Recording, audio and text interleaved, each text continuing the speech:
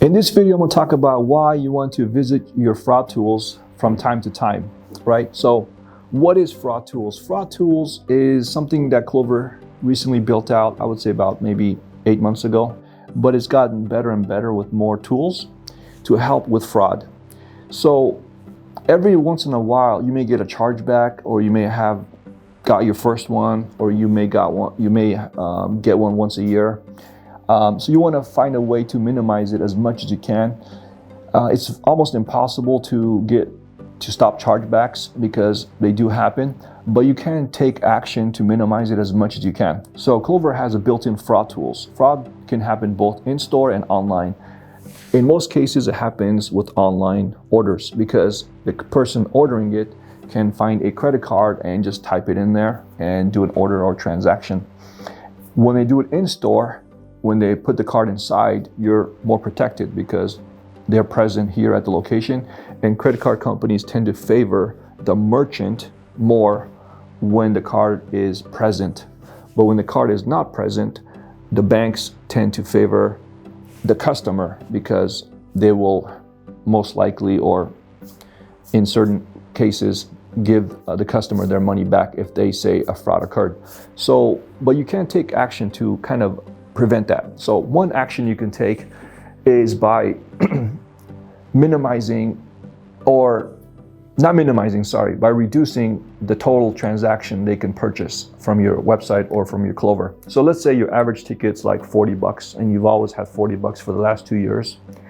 And then one day somebody spends $300 and it's very strange because you never had a transaction that high.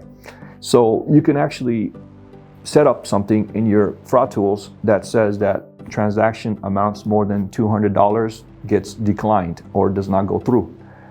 This way, in case you're not there and your employee rings it up, it will give a message why you did not take it, and the customer, it won't take it. But again, the drawback to that is, what if it's a legitimate customer and you want to take the $300 transaction? So it has pros and cons to it. So, or you can set up a policy at your business which states that we, check IDs for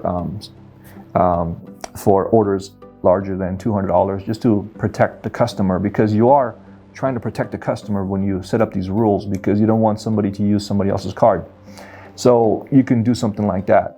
And the other thing you can do is, if you're getting a lot of duplicate orders, this can also lead to fraud, because what some people do is they try different credit cards on websites to see which one works.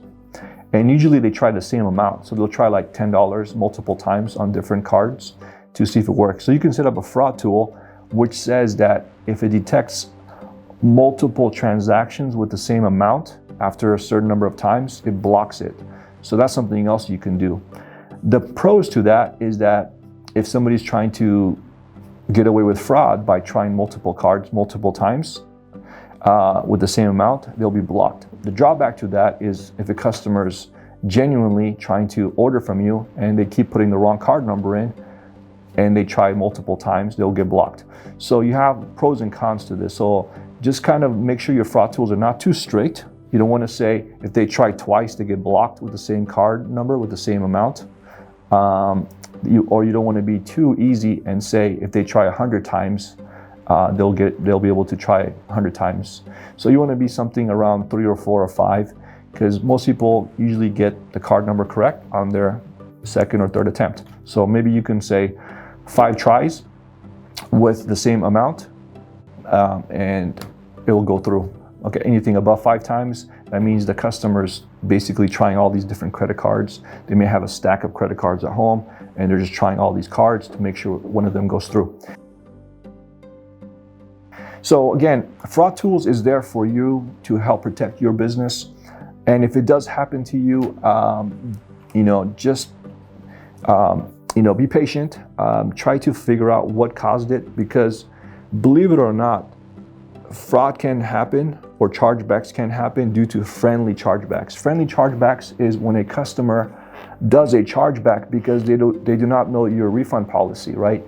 They may not know that you take refunds 30 days later, and they don't know how to get a hold of you. So they think by doing a chargeback, it's a refund, which obviously is not, because when you do a chargeback, the bank charges you additional $10, $15 on top of the charge itself. So you're actually getting penalized for that. So make sure your refund policy is very clear. It's stated at your business. It's also posted on your website. So that way, if they have questions, they can call you and say, hey, Bob, I ordered from there 2 days ago and you forgot to give me this, or you gave me the wrong food. How can you take care of this for me? And you can fix the issue with the customer over the phone, and they will not do a chargeback, or let's hope they don't do a chargeback. So keep this in mind when you try to work on this, because fraud or chargebacks is a very complicated subject. It happens for a lot of reasons. Just today, somebody told me they got a chargeback because they fixed somebody's alignment on their car, and 2 months later, they did a chargeback on him, and he was shocked because he said he did the alignment, he fixed the car, it was working, but he did see telltale signs of a fraud happening. The customer told him that the reason why he wants a good alignment is because he wants to drive 120 miles an hour, and he was saying very unusual things which put up red flags to him, but he still did not really know why he was saying that, because in his 10 years of business, he's never had a chargeback, so he wasn't really trying to second guess the customer. He took the customer for their word, thinking that maybe he wants to race the car, but at the same time, he was saying very unusual things to him. So again, just kind of do your best. It's not easy. It's tough business out there. People have different intentions, bad, good, but you want to be balanced. You don't want to always assume that somebody's trying to do a chargeback against you, and at the same time, you don't want to be too relaxed where somebody will come in and buy 500 bagels from you, and then they'll give you a $500 credit card transaction, and it seems very not normal. So you want to prevent yourself from getting a chargeback.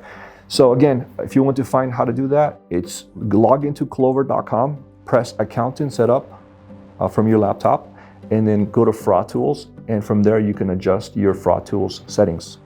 I have another video on how to do that. If you want to see it step by step, search for it, fraud tools, and you'll find fraud tools Clover or fraud tools Smart Online Order, and you'll find it. Thank you. Have a great day.